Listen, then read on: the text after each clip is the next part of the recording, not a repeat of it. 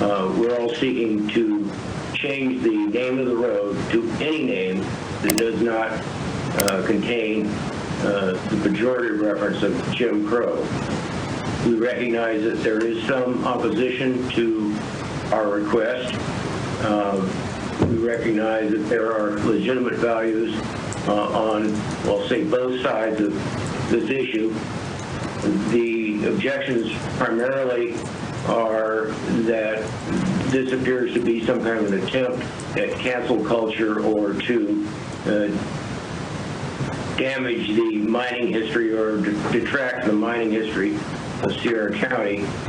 And of course, from the property owner's perspective, it's really a matter of respecting particularly the dignity of Black Americans and those who recognize a real empathy is needed in that regard. This matter has become, unfortunately, quite heated, and we are encouraging a resolution which recognizes the interests of both perspectives, and we think that actually that has been identified by the Sierra County Historical Society, to whom your board referred this matter on April 6th. The Historical Society did meet and did make a recommendation identified in the record by their letter of April 17th, in which they recommended changing the name to Crow City. Now, that's important because Crow City is the name of the community that Jim Crow apparently formed during the 1849, 1850 mining claim discoveries, and it isn't recognized. What we have at the moment is a road that didn't exist that recognizes Jim Crow and creates a problem because that name shows up on Google Maps, on the internet. I know a suggestion of the objectors is to place a monument that could describe the history, but Google Maps doesn't show and wouldn't show a monument. So this matter is quite contentious, and just to highlight that, I believe the clerk identified Ms. Nora Prince's objection as Exhibit D, and in that letter, which I hope the board has had an opportunity to look at, as well as all four proponents' documents, she states in the fourth paragraph that the root of the despicable Jim Crow laws began as early as 1865. And that's a fair characterization of how Jim Crow, the denotation of that name, and the laws are certainly reflected. On the next page, she goes on in the first full paragraph, whether Mr. Crow picked his name himself may never be known, but we do know that Jim Crow of Hawaiian descent discovered the canyon many years before the abhorrent Jim Crow movement in the South. And the problem we're faced with today is both the despicable and abhorrent perception of the term Jim Crow very much exists and is very much in the public mind when they try to book travel to Sierra Shangri-La or the Bridge House or just visit on the internet to the county of Sierra, and it affects all of us on the road. There's not one of us that has not had an issue from mild to, I would say, rather dramatic, in the case of the resorts, of pushback of what do you mean you live on Jim Crow Canyon Road? So we're requesting that the board adopt a resolution that was presented in draft form and acknowledge and follow the recommendation of the Historical Society and change the name to Crow City Road, which would honor the history even better than the current road designation. And with that, I'll yield the floor back unless there are any specific questions. Thank you, Bill.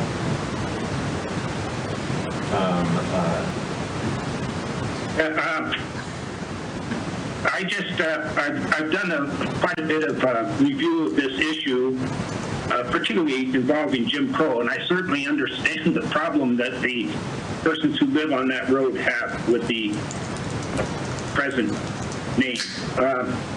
I wanted to point out a couple things. There have been these comments that we're changing history. So I went back and looked at the history. And in 1935, and I'm sorry that you're not in the Board of Supervisors meeting room because you could look at the map I'm going to actually refer to. Four of us are in the room, Bill. Well, that's good because you can take a look at the map that's there. You will notice that there is no such road on the official map of Sierra County called Jim Crow Road. There is, it's also worthwhile to point out, in case you're concerned with changing name, there is no Downey River on the map. There is no Lavazola Creek. And there is no North Fork of the Yuba River above Downeyville. Above Downeyville, it's called the South Fork of the Yuba River, the South Fork of the North Fork of the Yuba River. There's also, if you live in Sierra Brooks or Loyalton, you'll notice that there is no Babbitt Peak on this map. That name has been changed. There is no Sardine Peak. There is no Badnar Canyon or Bird Eye Peak. If you're in Peters District, there's no Bird Eye Peak.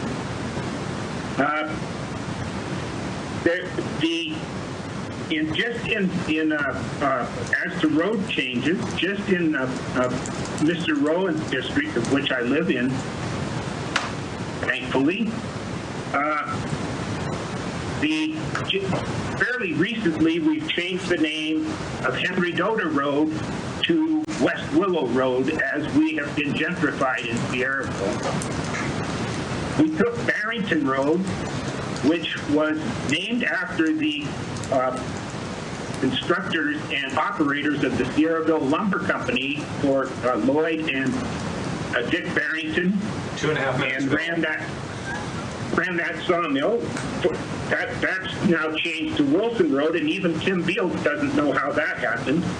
And Society Road, which was the main road in Calpine where the Flagan and Doc Linebaugh live, has now become Calpine Avenue. There is, in Jim Sinnett's book on the history of Downeyville, there is no mention of Jim Crow Road, although Crow City and Jim Crow Canyon are both mentioned there. Bill, we're just over 3 minutes, so if you can wrap it up, that's awesome. Okay, I will. And just in case you have some problems, in 1935, there's no Bad Knob Canyon in eastern Sierra County. But there is a Bad Knob Peak, spelled B-A-D-E-N-O-C-H. In 1974, the U.S. Forest Service has a Bad Knob Canyon, spelled B-A-D-E-N-O-U-G-H. Bill. And in 1993, this will be the end of it, Lee, thank you. In 1993, Bad Knob Canyon was spelled by Sierra County as B-A-D-A-N-A-U-G-H.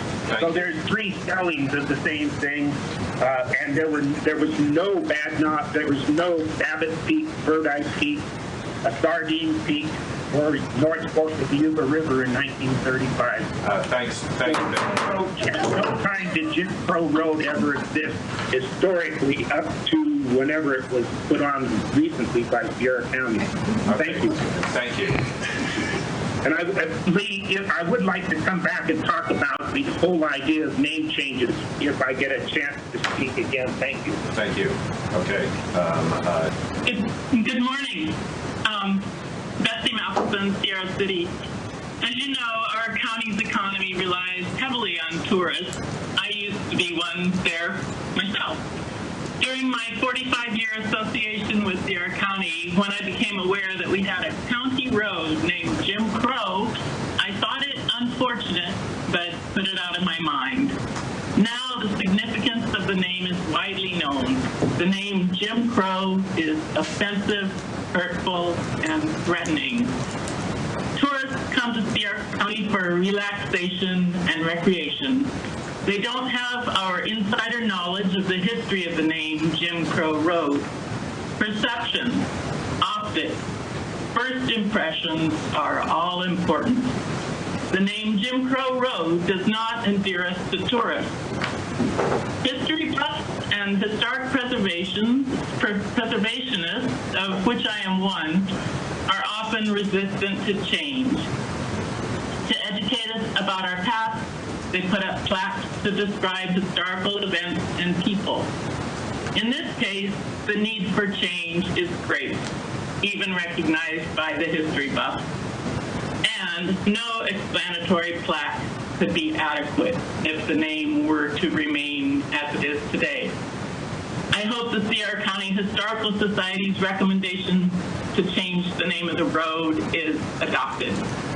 I urge you to do the right thing today, which is the 100th anniversary of the Tulsa Race Massacre. I urge you to do the right thing and rename Jim Crow Road. Anything but that. Thank you. Thank you, Mrs. Matheson.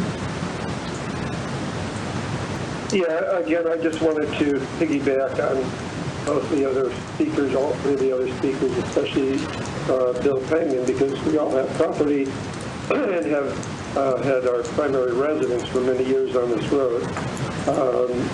And we have all had many, many discussions over the years about the name. This is not something new to those of us who have been living here. It's just come up recently. And I'm glad that the board is considering a name change. I think it is appropriate.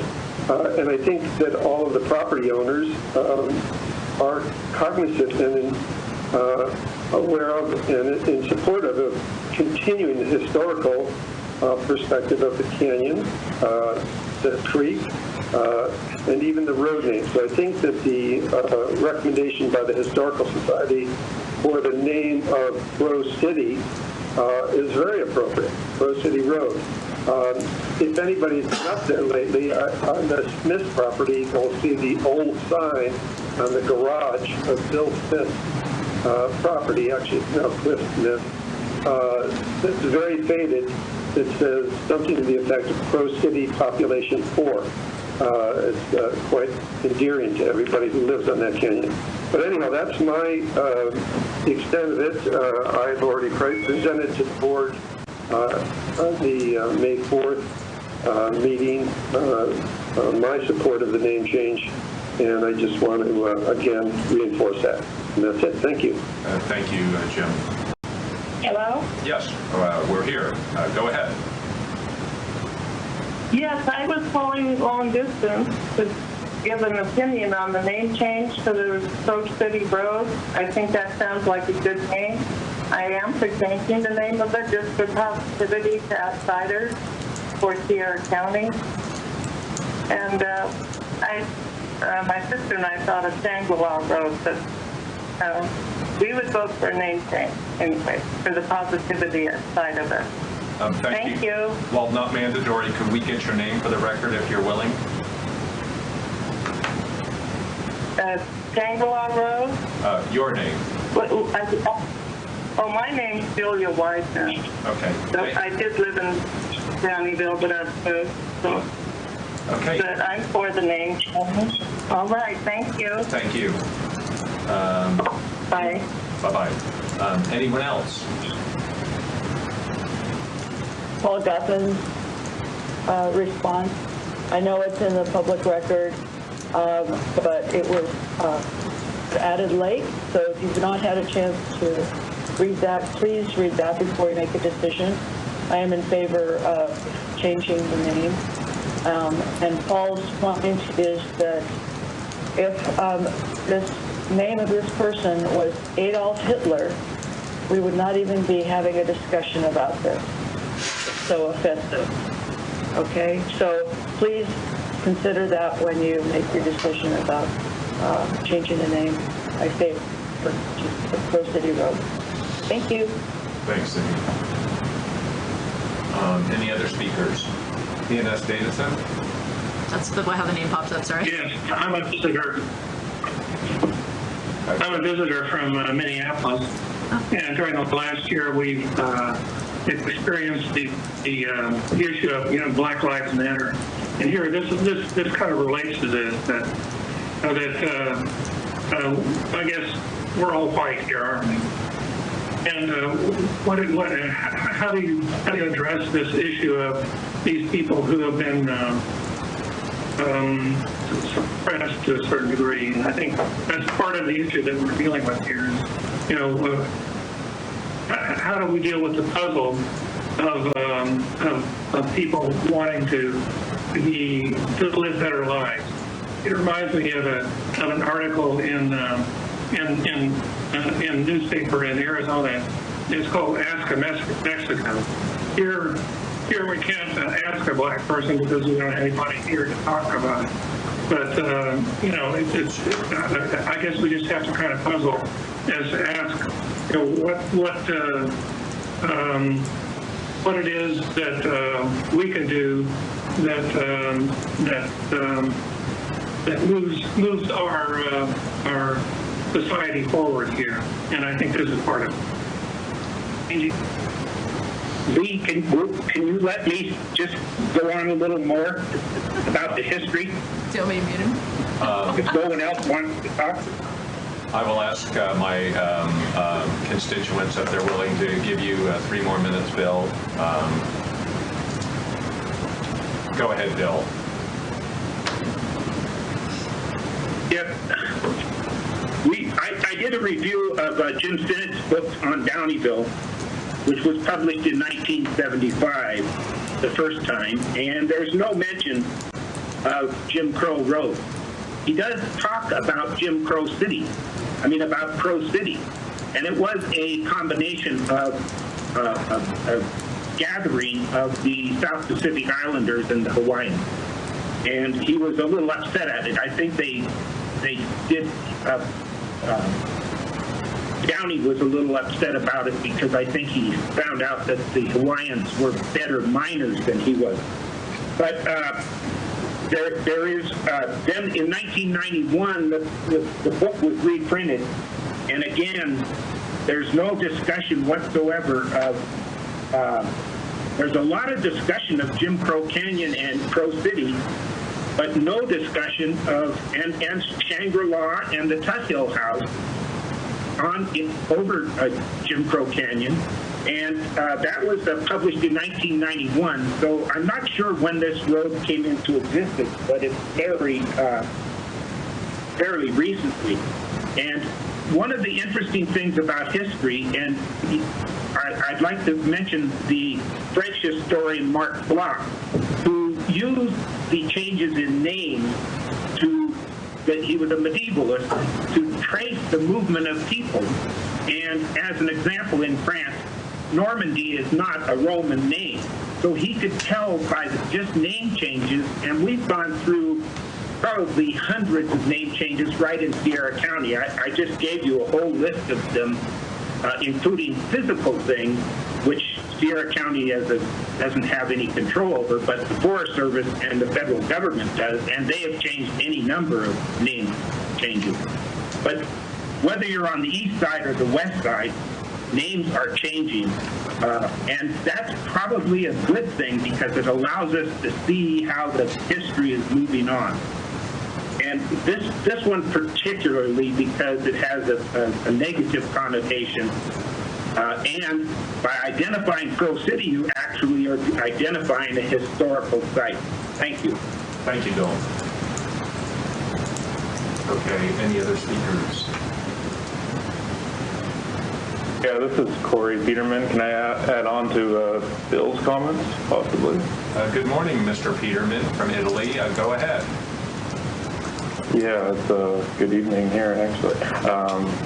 Good morning, all. Yeah, I actually totally agree with Bill's comments that I think history, as we know, it's kind of just a fluctuating thing over time, and I think from personal experience, if any of you are familiar with my articles that I write for the Mountain Messenger, on a weekly basis. Things change, stories change over time, and I don't really see, I suppose, why this aspect needs to be as controversial for some people as it is, like, oh my gosh, we cannot change this part of history. But I found that things in Sierra County people tend to kind of be stuck in their ways sometimes. I don't want to say that in like an offensive sense, but I think from personal experience I have found a lot of information that's new information considering certain historical buildings and artifacts in Sierra County that aren't really the same as what was written in the history books. And I think Jim Crow Canyon is a perfect example because we don't really know who Jim Crow was. I wrote an article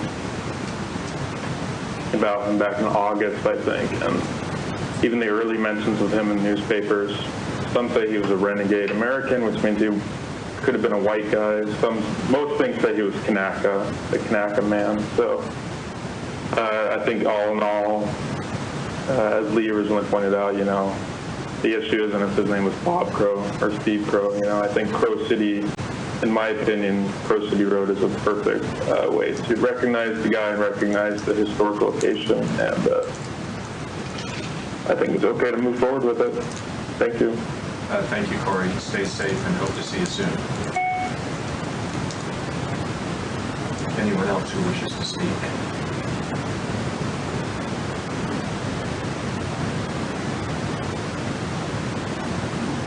Anyone else?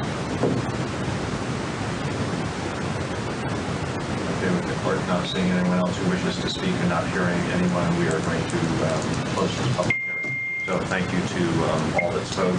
Supervisor Huebner, I just want to make sure you're still with us on the phone. Yes, I am, Mr. Chairman. Okay, just wanted to make sure you were still there, Peter. So now that the public hearing is absolutely okay, now that the public hearing is closed, we heard from quite a few people. If I had any comment, I just want to let my colleagues know that for me, this just comes down to the 4 property owners on the road, and I also want to acknowledge the efforts of the Sierra County Historical Society, who did not ask to be put in the middle of this, but I appreciate all of their board who apparently had a robust discussion and gave us their opinion. So with that, I guess the issue is before us. We have a draft resolution before us. Certainly the board is free to do whatever they want, and I guess I would ask my colleagues at this point in time what would we like to do. This is Supervisor Dryden. I made a statement previously on this, and I asked for the Historical Society's recommendation and the consensus of the property owners, and with that, I make a motion to approve the resolution for a name change to Crow City Road. Okay, we have a motion. Okay, I second that motion. Okay, thank you, Peter. So we have a motion and a second on the floor. Is there any further discussion, comments, questions from any members of the board? Okay, I would ask the clerk to poll the board. Okay, Supervisor Huebner? Aye. Supervisor Rowan? Aye. Supervisor LeBlanc? I guess I'm not into this change. Go ahead. It's going to get passed anyway, so. How do you want your vote recorded? No, I don't want to change history. No. And Supervisor Dryden? Aye. And Chair Adams? Aye. Thank you. Thank you all who've called in. It's 8:43. Would the board like to take a little bit of a break, and we'll reconvene at, say, 11? 10:43. Okay, I'm sorry, it's 10:43. You're in France. I'm in France, yeah. So we will go in recess until 11 o'clock. Thank you. Meeting of the Sierra County Board of Supervisors, and we have a 10:30 timed item, and this is CalPERS unfunded actuarial liability, a discussion approval of contract for financial advisory services for the purposes of refinancing Sierra County's California Public Employment Retirement System unfunded actuarial liability. And good morning again, Mr. Auditor. Yes.